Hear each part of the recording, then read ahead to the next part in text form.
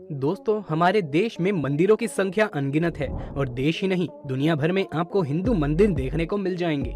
इसमें से कई मंदिर बहुत पुराने होने के साथ साथ बहुत प्रसिद्ध भी हैं। इन मंदिरों में रोजाना हजारों श्रद्धालुओं का आना जाना लगा रहता है। लेकिन आपकी जानकारी के लिए बता दें कि हमारे हिंदू मंदिरों में भी कई ऐसे मंदिर हैं जहां पर गैर हिंदू का आना मना है, जैसे कि ओडिशा का जगन्नाथ मंदिर और काशी का विश्वनाथ मंदिर। अब ये तो हमने हिंदू मंदिरों की बात कर ली, और ये तो आपको पता ही होगा कि मुसलमानों के सबसे बड़े पवित्र तीर्थ स्थल मक्का मदीना पर भी कोई गैर मुसलमान अपने कदम नहीं रख सकता। जी हाँ दोस्तों, अगर आप इस्लाम धर्म से कोई ताल्लुकात नहीं रखते हैं तो आपका यहाँ जाना मना है, क्योंकि ऐसा माना जाता है कि अगर कोई गैर मुसलमान इस पाक जगह पर अपने कदम रखता है तो मक्का मदीना की पवित्रता खंडित हो जाएगी। इसीलिए यहाँ की यात्रा करने वाले रास्ते पर साफ शब्दों में लिखा होता है कि मक्का ओनली फॉर मुस्लिम्स। लेकिन आज हम आपको एक ऐसे व्यक्ति के बारे में बताने वाले हैं जो कि हिंदू होकर भी मक्का मदीना के दर्शन कर चुका है। हाँ, वो बात अलग है कि दर्शन करने के बाद उसकी समाधि बना दी गई। दोस्तों, मुसलमान की इस धार्मिक जगह पर कोई भी गैर मुसलमान नहीं जा सकता।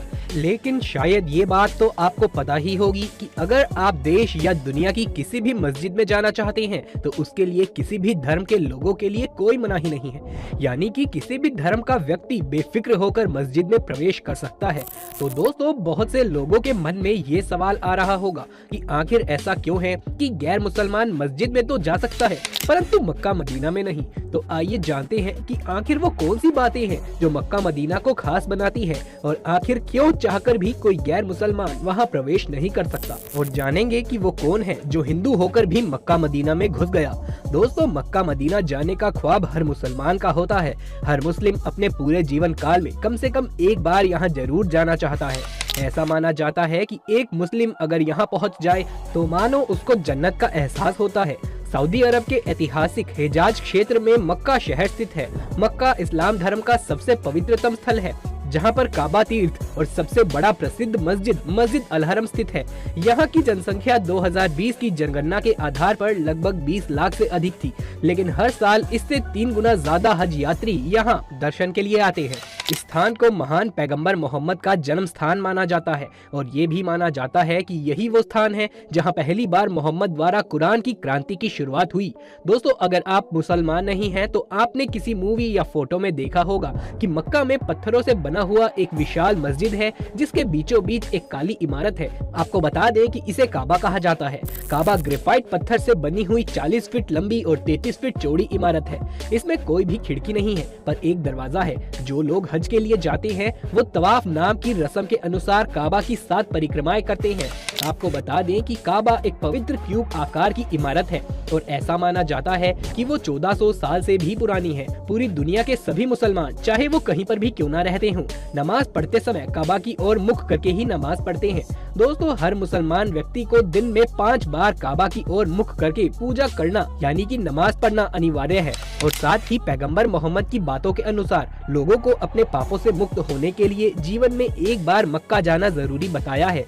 दुनिया के कोने कोने से मुसलमान लोग पैदल, ऊंट पर चढ़कर और जहाजों से यहाँ पहुँचते हैं। मक्का में पैगंबर मोहम्मद के पैरों के निशान भी बहुत सलामती के साथ रखे हुए हैं, जो तीर्थ यात्रियों के दर्शन के लिए हैं। इसके दर्शन पाने के बाद हज तीर्थ यात्री खुद को धन्य मानते हैं। इसके अलावा कहा गया है कि हज की यात्रा करने के बाद अगर किसी मुसलमान की किसी कारण वहाँ मृत्यु हो जाती है तो वहीं पर उसकी समाधि बना दी जाती है।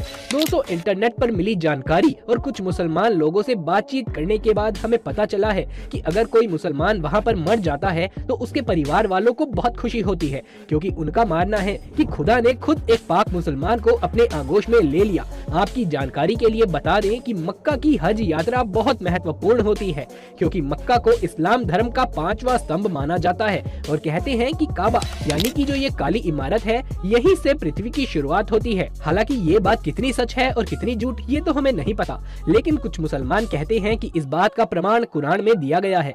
अगर आपने कुरान पढ़ी है तो हमें नीचे कमेंट बॉक्स में लिख करके जरूर से बताइएगा कि ये बात सच है या नहीं। दोस्तों, अब बात करते हैं कुछ सवालों पर जो गैर मुसलमान लोगों के मन में अधिकतर आया करते हैं। आखिर क्या होगा अगर कोई दूसरे धर्म का व्यक्ति मक्का मदीना जाएगा? दोस्तों, हम बता दें कि वहां पहुंचने के बाद आपके साथ क्या होगा वो तो हम नहीं जानते, और जानकारी के अनुसार दूसरे धर्म के व्यक्ति के दर्शन करने से पहले ही उसे पकड़ लिया जाएगा। अब वो कैसे, चलिए हम आपको आसान शब्दों में बताते हैं। दोस्तों, ये तो आपको पता ही होगा कि किसी भी देश में जाने के लिए वीजा और पासपोर्ट की आवश्यकता होती है। अब हम आपको बता दें कि जब आप सऊदी देश का वीजा अप्लाई करेंगे तो आपसे सबसे पहले यही पूछा जाएगा कि आप वहां किस काम से जा रहे हैं और आपसे वहां जाने का कारण भी पूछा जाएगा। और अगर आपको लगता है कि आप झूठ बोल दोगे तो आपको बता दें कि आपके द्वारा बोले गए झूठ को क्रॉस वेरीफाई करके पता लगा लिया जाएगा, यानी कि आपका वीजा लगाने से पहले ही उन बातों को उस देश में पूछा जाएगा। और अगर ये बोल कर जाते हैं कि मैं हिंदू हूँ और मक्का जाने की इच्छा रखता हूँ तो भाइयों आपका वीजा तुरंत कैंसिल कर दिया जाएगा, क्योंकि सऊदी देश के कानून में यह भी लिखा है कि कोई भी गैर मुसलमान मक्का मदीना में नहीं जा सकता। इसके अलावा दोस्तों हम आपको ये भी बता दें कि मान लीजिए कि अगर आप सऊदी देश किसी दूसरे काम से चले जाते हैं और उसके बाद मक्का जाने का विचार करते हैं तो भी आप वहां के दर्शन नहीं कर सकते, क्योंकि मक्का मदीना में प्रवेश करने से पहले आपके पासपोर्ट और वीजा को देखा जा सकता है। पासपोर्ट देखते ही आप पकड़े जाएंगे, क्योंकि उसमें कौन से धर्म के व्यक्ति हैं ये साफ साफ लिखा होता है। और हाँ दोस्तों, यदि कोई मुसलमान भी वहां जाता है तो उसका पासपोर्ट भी चेक किया जाता है।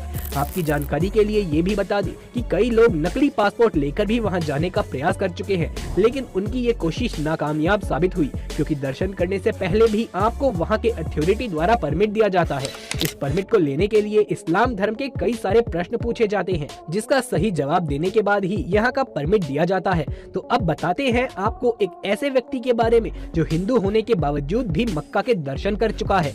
दरअसल दोस्तों, भारत के केरल का रहने वाला रमेश एक हिंदू था जिसने मक्का मदीना में दर्शन किए। अब आप सोच रहे होंगे कैसे, तो आपको बता दें कि रमेश था तो भारत का, लेकिन वो सऊदी में काम किया करता था। वहाँ उसके कमरे में उसका मित्र था सिद्दीकी। दोस्तों, उसके दोस्त ने रमेश को इस्लाम धर्म के बारे में बताया। अपने दोस्त की बातों को सुनकर रमेश भी उसकी बातों को पसंद करने लगा।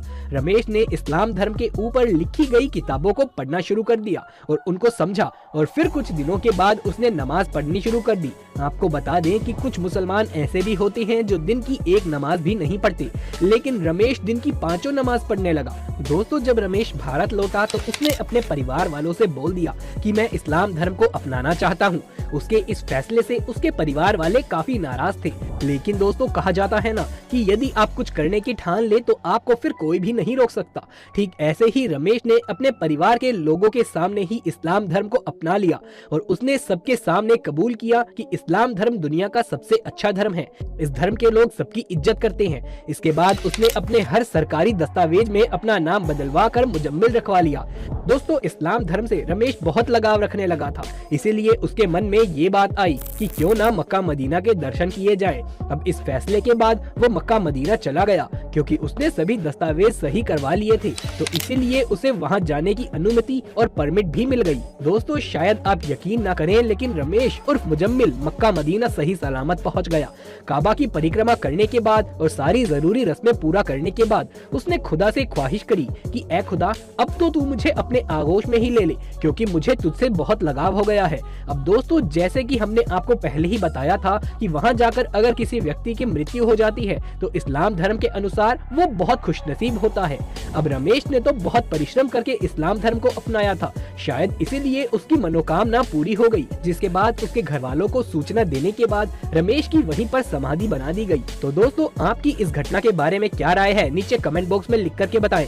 साथ ही कमेंट बॉक्स में सच्चे भक्त जय श्री राम लिखना बिल्कुल भी ना भूलें। ये वीडियो पसंद आया हो तो इसे एक लाइक करके दोस्तों और रिश्तेदारों में ज्यादा से ज्यादा शेयर कर दें। जल्द मुलाकात होगी अगली वीडियो में, तब तक के लिए आप सभी का धन्यवाद।